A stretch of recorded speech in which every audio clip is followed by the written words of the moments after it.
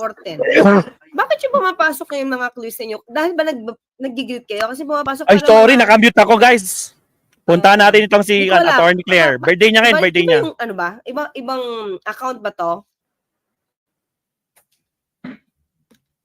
Oo. Ganun ba yun? Hindi ko alam, hindi ako techie, sorry. Si Emmy, hello. Bicon, 1997. Okay, Psycho Mantis. Thank you. Mix Sims. Ano, tinan mo ganito ba yan? Sorry kasi naka-at Mix Sims. Yan. Happy birthday, Attorney. Maylin, hello. Tinan mo. And of course, nandito si Addictus Rex. Nandito rin si Dina Are, Ann Celis. And thank you so much. Si Tedrick 31. And ako si Nigs. Kumanta si Nigs. Thank you. Sir G18, thank you. Judith Thomas. Reviton, hello. Reviton, talaga naman si Reviton. Asaway. Georgia Internet. Duday Dudes, Los Women.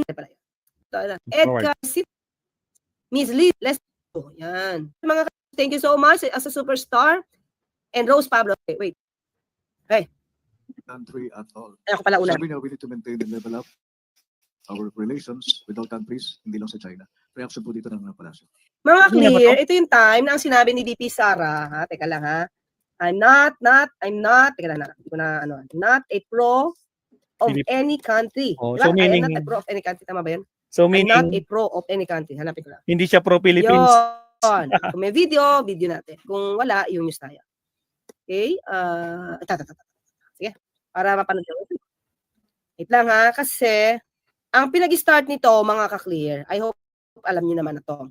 Ang pinag-start nito, nung sinabi niya na wala daw plano ang Pangulo, di ba? Wala daw plano ang Pangulo pagdating sa war. Unang-una, di ba, sabi naman ng Pangulo, hindi naman ng answer sa lahat ng gulo, war Di ba? Pero sabi niya, walang direksyon yung gobyerno, dahil uma-attend daw siya ng mga meeting, wala na pag-usapan tungkol dito. Unang-una, mga ka-clear, hindi siya secretary involving the national security. So, wala ka dun. Wala ka ron. Pangalawa, tingin, kung may plano kaya, dapat mong malaman, baka makarating agad. Delikado, di ba? Anyway, wala siya sa mga meeting na gano'n, kung ano na pag-uusapan. Wala rin siya namang karapatan na magsalita tungkol sa mga modernization ng AFP. Di ba? So, ang sinasabi niya ngayon dito, wala daw plano ang Pangulo. Unang-una, ilang beses ka bang umattend ng meeting? Sa mga sectoral meeting, private meetings, meron ka bang binanggit na lahat ng meetings ng Pangulo nakabuntot ka? Diba? Lahat ng pinag-uusapan, lalo na ng mga sundalo, kabuntot ka. Ngayon sasabihin niya, walang plano. Diba? At yung paglalagay daw ng missile, yung paglalagay ng missile, at pinapatanggal kasi siya ng China, yung missile na yun, pero hindi sumunod si Pangulong Marcos Jr. dahil kung tatanggalin ko yan, dapat ito kondisyon. Huwag niyo na i-claim ang aming karapatan, huwag niyo bobombahin ang aming mga fishermen. Maraming kondisyon, di ba? Hindi ko yan mas tatanggalin kasi meron sariling desisyon ang gobyerno. Hindi pwedeng diktahan yan ng kahit na sinong anong bansa. Pero kung tatanggalin niyo yan, let's deal. Pag tinanggal ko yan, huwag kayong gaganito, huwag kayong mambobomba, huwag yung iharas mga fishermen namin. Di ba? Huwag kayong manggigipit, huwag kayong magmawa water cannon. Yun yung iba mga kondisyon ng Pangulo. Alam niyo na yan. Nabanggit na yan. Because the President said that he will not yield any or even an inch of our territory to a foreign power. Diba? Pero hindi iyan nasasabi ni DP Sara kapag kami di umano mga aggression na ibinabalita ang Coast Guard, ng Philippine Coast Guard. Lagi siyang no comment. Kaya nga, di ba, sabi ko, pino na siya. Kinall out siya. Di ba kinall out? Parang sarcastic. Si Commodore Tariela, nung sinabi niya, wag natin, Independence Day to, wag natin ipamimigay ang ating kalayaan, something to that effect na paglaban natin ang ating kalayaan. Kaya nga, sabi ni Commodore Tariela, tama yan. Pero siyempre, pagka ikaw ay may aggression na laban sa ibang bansa, magkomento ka naman.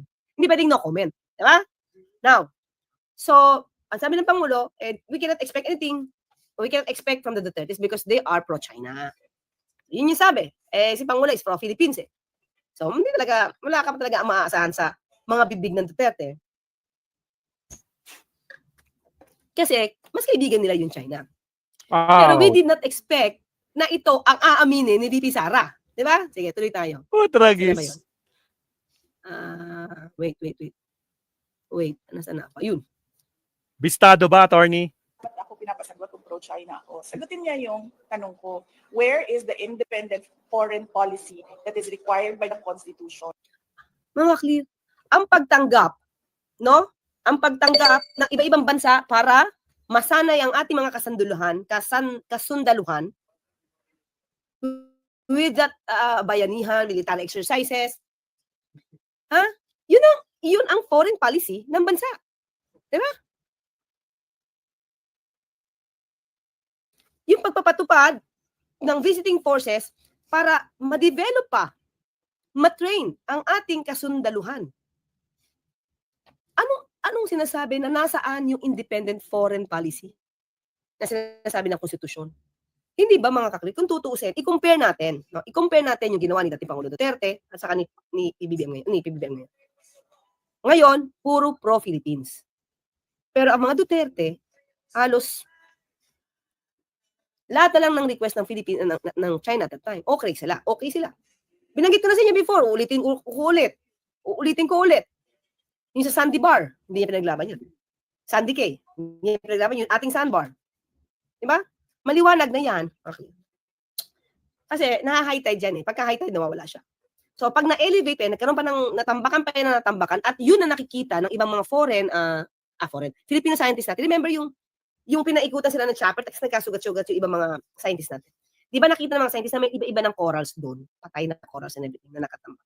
Pag tinambakan niya ng tinambakan, ito yung sabi ni parang Justice Carpio. Pag yan na-consider na isla, ba?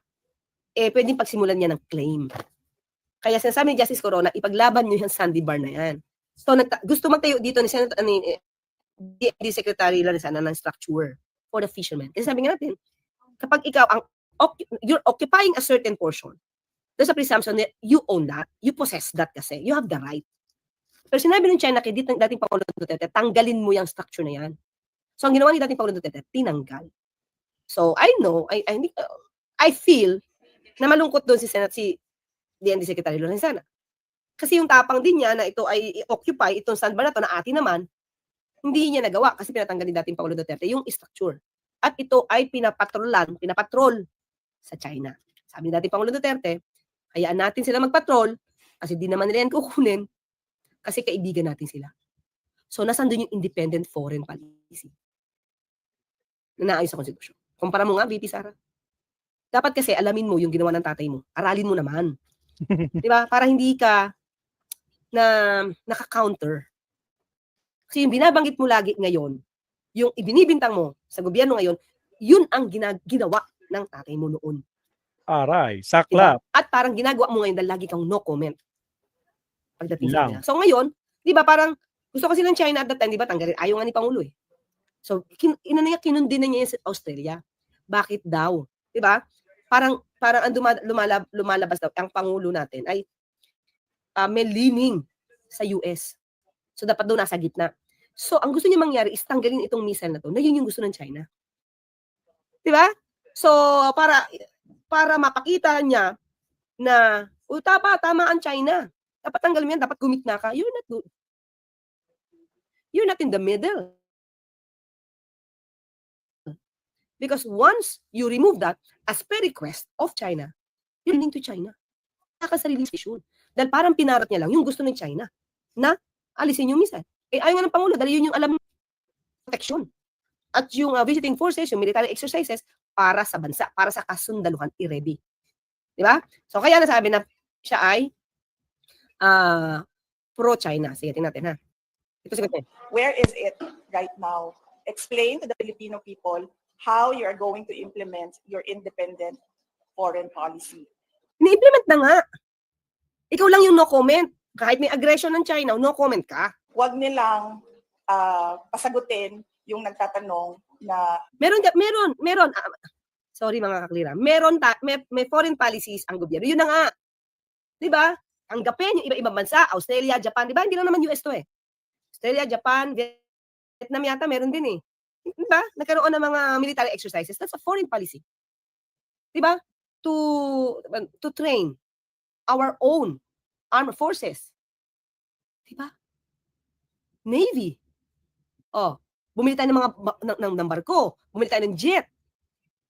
So, ano yung hinahanap mong independent foreign policy? Sabi mo nga, you are not the architect of foreign policy. So, why are you talking about that now? Diba? Tapos, pag nag-talk ka pa, hindi pa pabor sa Pilipinas. Pumapabor ka pa doon sa gusto ng ibang bansa. Diba parang gusto niyang ipakita sa ibang bansa, mali ang ginawa ni Pangulong Marcos Jr. na hindi tanggalin ang missile niyan. Mali yan. Kasi naglilin siya sa US. Pero hindi ba para siya na-indoctrinate ng iba? Para siya may indoctrination na dapat yun yung sinasabi niya. Diba?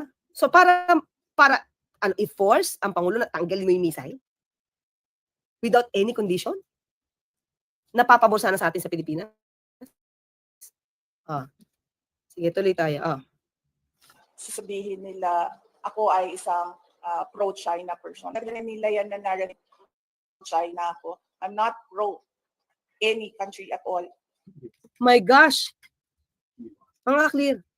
Nung sinabi niya, I am not pro of any country at all. Sablay. Vice President ka. Ng Filipino Pilipinas. ka. Sablay. Hindi mo man lang mapakita na No. makabayan ka? Hindi Na nga. maka-Pilipinas ka? Hindi. Itinatatwa mo ang bansa mo. Bobo kasi, attorney. Very No? clear. Di mo kayang ipaglaban ang bansa mo dahil, bakit? You're not pro to Gusto any mo country. gitna ka? Gitna ka? Hindi mo Well. kayang ipaglaban sa China o sa US o whatsoever na bansa. Saklap. Delikado yan. Di ba official Tireman? Delikado yung puso mo. Wala kang pagmamahal Sa sa bayan. bansa. Paano mong kakantahin ang lupang hinirang ng may dangal? Mga akli nito kanina kasi yung flag retreat namin every Friday, flag retreat. Sa totoo lang, hindi ko alam kung nangyayari ito sa panahon ni dating Pangulong Duterte. Kami, Monday, sa PCO, meron kami, buyat sa amin to, hindi ko masabi kasi sa ibang department, pero meron din sila sa palasyo. Every Monday, meron kaming flag ceremony. Mabayan, pati Panatang Makabayan. So every now and then, pinapasok sa amin na ito ang mission ninyo, ito yung vision nyo, ito yung dapat yung gawin, ito yung dapat yung gawin sa taong bayan. Lagi yon, every Monday. Lagi kami nire-remind na ito yung trabaho nyo, public servant kayo. Hindi ba dapat, kaya, nung nakaka-attend ako sa flag ceremony, sabi ko, maganda yun kasi para mapasok sa utak mo na public servant ka. Tapos, tignan mo yung bandila mo habang kinakanta siya. Namnamin mo. Ba? Kanina may flag retreat kami. Nag-request ako. Kwento ko Nag-request ako. Sabi ko, baka pwedeng magsalita ako. Total birthday ko naman. Pwede ako magsalita bago mag-start yung flag retreat. Diba? Kasi, ano yun Friday. Sabi ko, tama-tama. So, pinagbigyan ako siguro, I was allowed to talk mga 3 minutes. Sandali lang naman. Sabi ko, ganito. Okay? Hi, Coach Jared. Hello. Thank you. Ayan, si Coach Jared, meron po yan, alam na, channel, YouTube channel. Support din. Yan. Thank you, Coach Jared. So, sabi ko ganito. Pagpasensyahan nyo na po. Sabi ko, pagbigyan nyo na ako. Kasi wala naman nag-i-speech dun Flag retreat. Ako lang talaga makapalamuka. Sabi, just give me time. So, just give me 1 day and 1 hour to talk. Diba?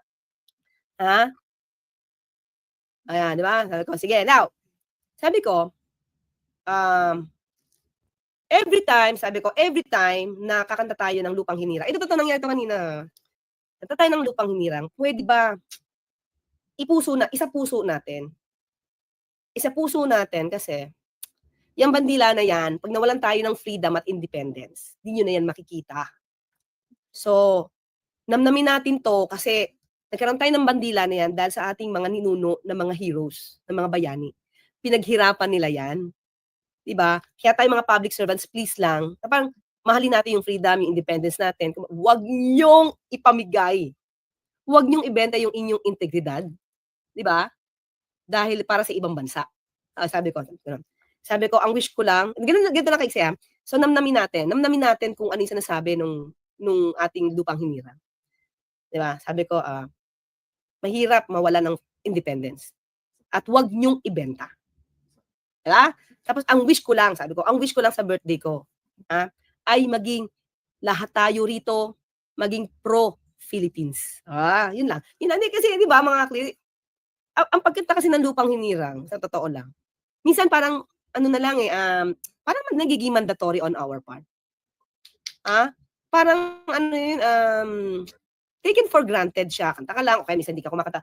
Pero ako talaga, lalo na pag sinabi ko na yata sa inyo, pag merong parang national anthem na aabutan ko, pag nanonood ng sine, mas feel ko na yung mga bayani yung nakikita. Ayoko nung artista. Mas ramdam ko yung ginawa nila nung dati for us now, na ginawa nila nun for our independence.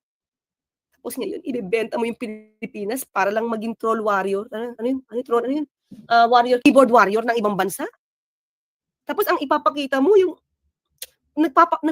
nagiging propagandista ka ng ibang bansa dahil sa pera. Yan, nakakalungkot. But anyways, sinagway ko lang yun. Sinabi ko lang kasi si BP Sara, wala siyang pagmamahal sa bansa. Maliwanag, inamin niya. Hindi siya pro-Philippines. Hindi siya pro na kahit anong bansa. So, hindi ka pro-Philippines. Diba? Hindi ka pro, kahit sabi mo hindi ka pro-China, wakir ako dyan. But the mere fact na sinabi mo hindi ka rin pro-Philippines, dahil wala kang pro kahit anong bansa, alarming yon. Si isang vice-presidente. He can definitely be a Manchurian candidate. Puppet ng ibang bansa. Mahirap. Dahil bakit? Wala siyang loyalty sa sarili niyang bansa. So, pwede siyang masway. So easy. So easy for her. Wala siyang allegiance. Sanumpa ka bilang vice-presidente? Loyalty, allegiance mo, susundin mo ang konstitusyon. Tapos wala ka palang pagmamahal sa bansa mo. It's so alarming, mga ka-clear. It's so alarming. Kaya ito lang ang sabi ko kanina. Pagpasensya niyo lang na ito lang ang sinabi ko. Kasi nasa press briefing ako, hindi tayo pwedeng magsalita pa ng It's not for katulad ng ginagawa natin sa ating YouTube channel. any country. Okay. Hindi po, sinikot ni Vice President Sara yung pagkakatag sa kanya as pro-China, stating that she is not for any country at all. Sabi niya, we need to maintain and level up our relations with all countries, hindi lang sa China. Reaction po dito ng palasyo. Ang Pangulo po taas noo at ipinagmamalaki na siya ay pro-Philippines. Sinabi niya na he will not yield even an inch of our territory. Ang tunay na Pilipino, umaawit ng lupang hinirang na may dangal. Sinasambit ang mga katagang ang mamatay ng dahil sa iyo.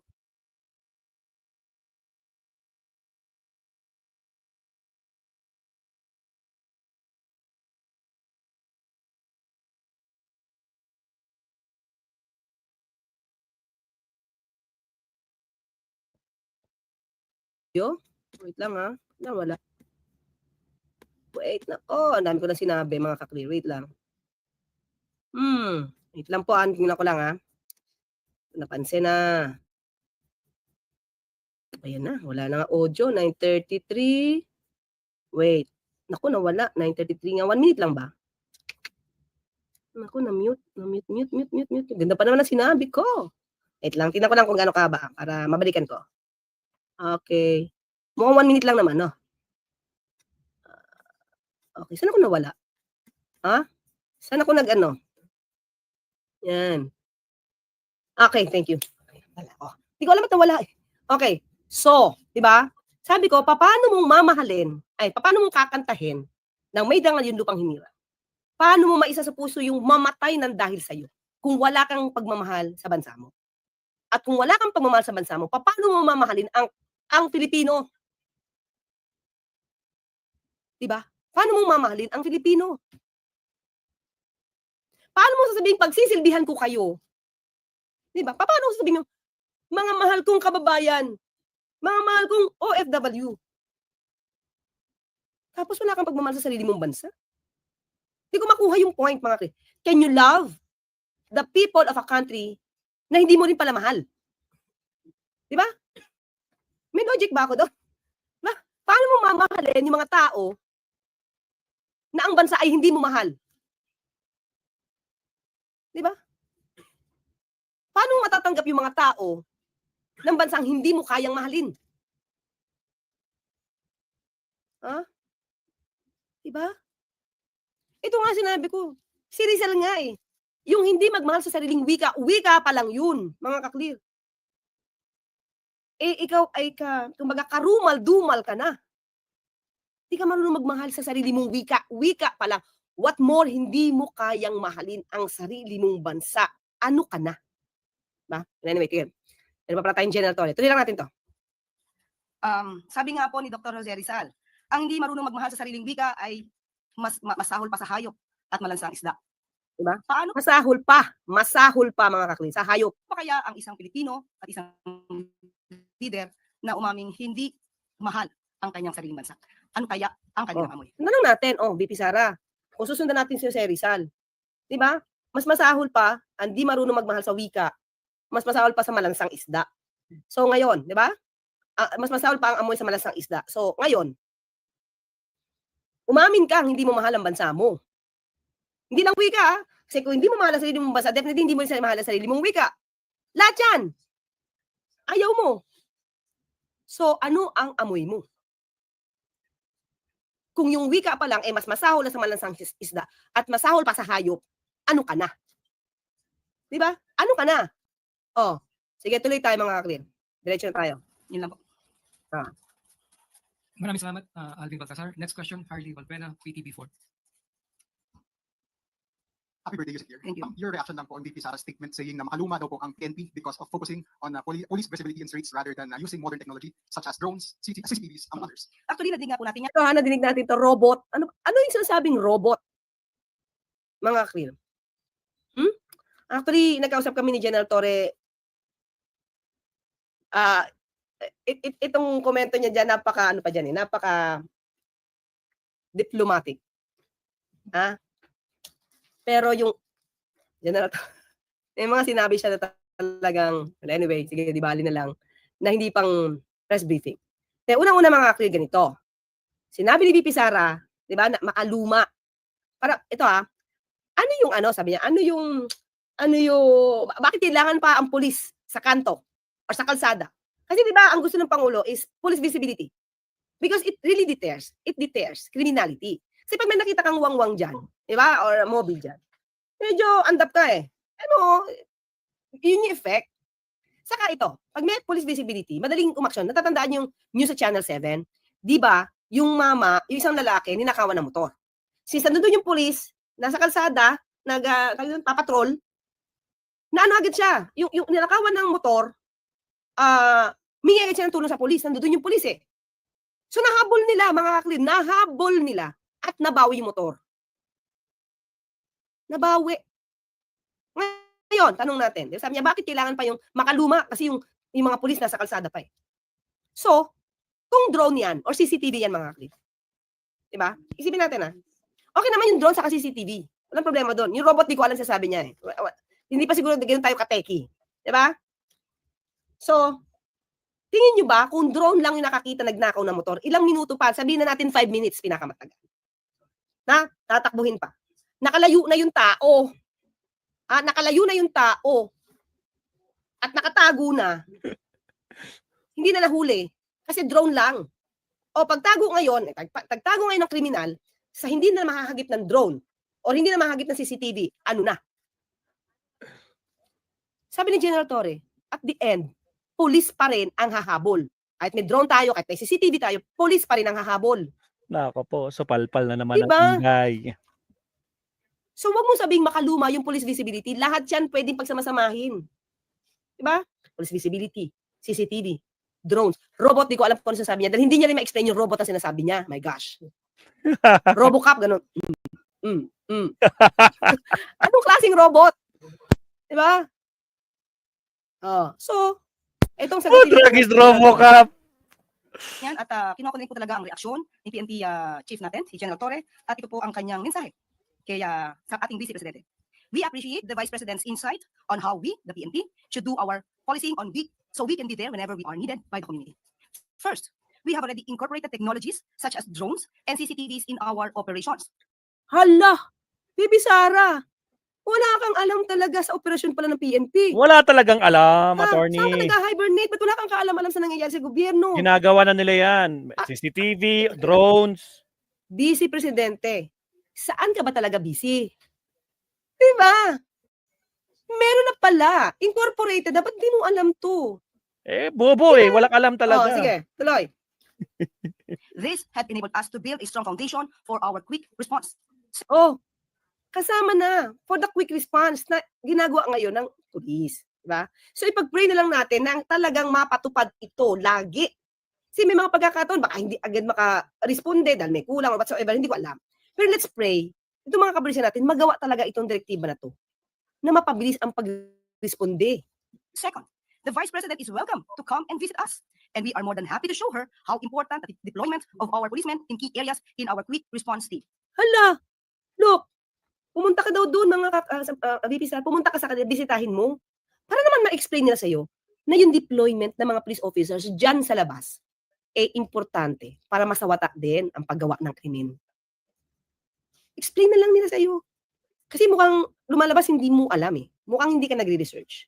So explain na lang sa'yo. Punta ka sa amin. Explain na namin sa'yo. Ganon ang dating, di ba? Oh. Lastly, we respect everyone's opinion on how the PNP should do the job. Of course, we are willing to listen to the opinions which are credible and make sense. So, ayon sa ating PNP chief, makinig po tayo ng opinion sa mga taong may sense. O yun. Aray Diba? ko po. Wala kasing, may sense ba kasi yung kanyang explanation na kailangan drones na lang, kailangan na robot. Di kailangan daw ang mga pulis sa kalye. So 70s, so 80s, yun yung sabi ni VP Sara. Mga kakli. Diba? Ang tanong, okay? Ito, tinapatanong na rin. Sige, sabihin na natin, tinapatanong ni General Torre. Doon ba sa Davao, gaano ba ka-modernize? Ha? Nagawa niyo na din daw ba doon so far? Siyempre, pag-uutos to nung hindi pa PNP chief, si General Torre. Nung hindi pa, tanong, yung quick response ba nagawa na sa Davao? Kahit sabihin natin nung panahon pa na hindi si PNP chief, halimbawa, sino pa? Yung bago, nung bago mahuli si Pastor Kibuloy, hawak niyo yung PNP chief Na-modernize niyo ba? Nung mayor ka, ito lang, nung mayor ka, that's 2016 to 2022 lang, gaano ka-modernize, di ba, ang mga police stations nyo? May ginawa daw kayo, pinagawa daw kayo 3 command centers dyan sa Davao. Bakit daw hindi nyo napagana? Di napagana. Ang nakapagpagana dyan, si General Torre. So, mga clear, ang dapat i-modernize, mga utak ng leaders na ganyan pa yung Utak ng mga leaders. iniisip. Utak ni Duterte. Obstructionist. Yan ang dapat na i-modernize. Tragis. Modernize. Saklap. Mga clear, yun lang. So, tignan natin So, ang kailangan nila, opinion na credible at may sense. Di ba? Ang sakit naman So, ng anong attorney. labas? Just give us opinion na hindi pang obstructionist. Opinion na may sense, opinion na may kahihinatnan. Makakatulong. Diba? Makakatulong. Jovito Olarte, thank you sa isang super sticker. Agustin Mondragon, happy birthday for me and Misus. May you have more birthdays and press briefings to come. Thank you po. We are enjoying watching it. Thank you, Sir Agustin Mondragon. PNW 1081. Thank you, Sir. Kuya Bong, thank you. Happy birthday. Sabi niya, kapapaluto pala sa inyo. Napapanaginipin ko na. Thank you, Kuya Bong. Viper, NV3 up. Thank you. Happy birthday. Thank you so much. Love kita, diba? Thank you po sa super sticker. And again, pangatlo na si Maria Elaine Palomo. Pa-shout out, Anton Bertal. Avid fan po ninyo. Anton Bertal, thank you, sir. And Wanderlust Diaries, hello. Not only VP, Yusek Partido, aiming for presidency. Okay, ito ulit, si Maria Elaine Palomo. Thank you ulit sa super sticker. At muli, si Wanderlust Diaries. Paano po yung mamatay ng dahil sa iyo, Yusek, kung gawain nila, pumatay ng mga Pilipino? Ay, may point. Sinabi niya lang talaga kung anong stand niya pagdating sa Pilipinas, nakakahiya, sabi ni Wanderlust Diaries. 78, 1B. Hello, Attorney Claire, watching from Sweden. Thank you, 78, 1B. Uy, tignan lang nga, basta nakikita ko dito, hindi mga pangalan niyo. Nakita ko yung may at Melojam, X40, Nagloloko yata yung mga 40. Gusto daw ni Sarah ng Hindi drones sa akin, robot kasi may supply lumalabas siya na may supply sa China.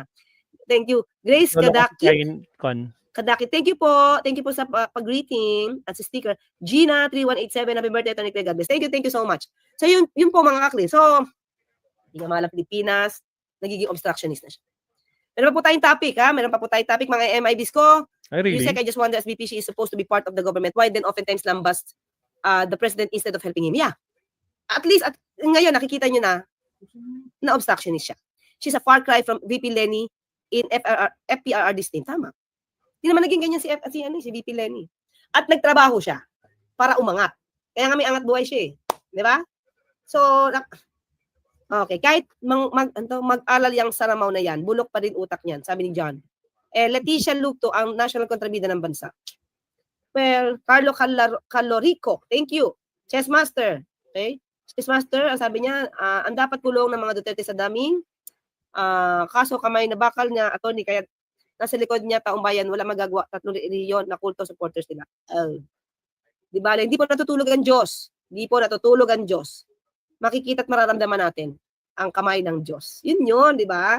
Alicia Macaso, thank you. Alfredo Medina, napakayabang magsalita si Tambalustay pero wala naman nagawa sa bansa. Pasaway at sarot lang naman. Romel Guerra, Pet J 890. Ay, nako, ikaw talaga, Pet J, ha? Ikaw talaga. MC Avocal Studio. Luz Romero. Mag-aral ka muna, Sara. Magbasa-basa rin ng balita. Buksan mo naman sa naisipan mo at ano mo. Imagine mo, imagine sa segue lang ako. Pinipintasan niya yung pag-repatriate ng gobyerno.